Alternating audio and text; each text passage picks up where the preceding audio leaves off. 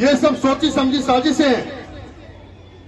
वो ये चीज चाहते नहीं कि SC ST OBC ऊपर निकल के आए। अभी आपने देखा था कि ऑपरेशन सिंदूर जो चला था, उसके अंदर हमें एक बहुत अच्छी बात लगी कि प्रधानमंत्री ने एक निर्णय लिया कि इस जो हमले का बदला हम लेकर आएंगे।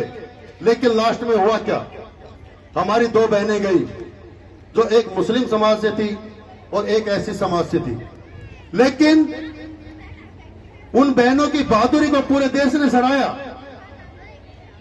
लेकिन जब उन्होंने ये देखा कि जो ये षड्यंत्र है सारे एक साइड में जा रहा है, तो बीजेपी के नेता उन्हें भी अपमानित करने से बाज नहीं आए, क्योंकि उनको ये बात पचती नहीं है कि ये समाज ऊपर उठे।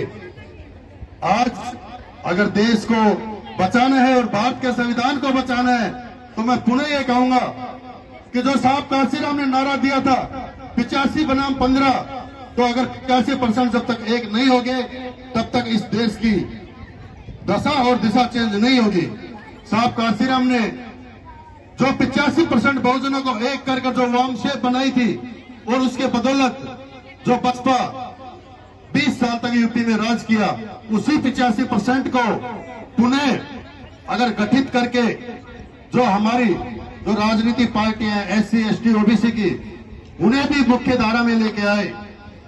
क्योंकि लोग बाग ये सोचते हैं कि एक बार बीजेपी एक बार कांग्रेस, लेकिन जब तक तीसरा मोर्चा नहीं खुलेगा तब ना इस देश की दशा बदलेगी और ना ये देश की दिशा। मैं सभी बहनों से, माताओं से और सभी भाइयों से, पूरे श्रीयाणी गांव से अनुरोध करता हूं, जिस बाबा साहेब की प्रतिमा आपने इस गांव में लगाई है, उस बाबा साहेब के मान सम्मान को बरकरार रखने के लिए इनके विचारों के ऊपर आपको चलना होगा और इनको पढ़ना होगा। अपने बच्चों को बाबा साहेब के इतिहास के बारे में बताना होगा।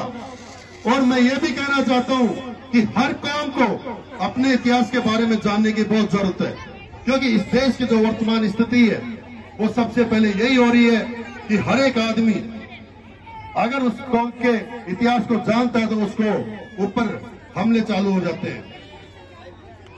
आज हमारे समाज के अंदर एक कोहिनूर उभर के आया है, चंद्रशेखर आजाद, जिन्होंने भीम आर्मी की स्थापना की।